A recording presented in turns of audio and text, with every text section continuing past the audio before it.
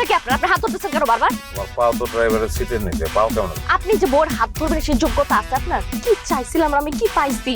যারে পাইছো সে কিন্তু খারাপ না।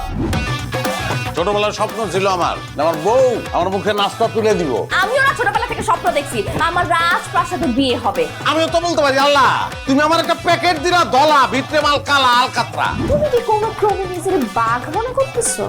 শোনো, তুমি না বিলাই বিলাই, বুঝছো? মিয়াও। মিয়াও করতেছো কেন তুমি? একটু আগে তো বললাম আমি বিলাই। তুমি যদি আরেকটা বার মিয়াও করো আমি- মিয়াও মিয়াও মিয়াও মিয়াও মিয়াও মিয়াও মিয়াও মিয়াও।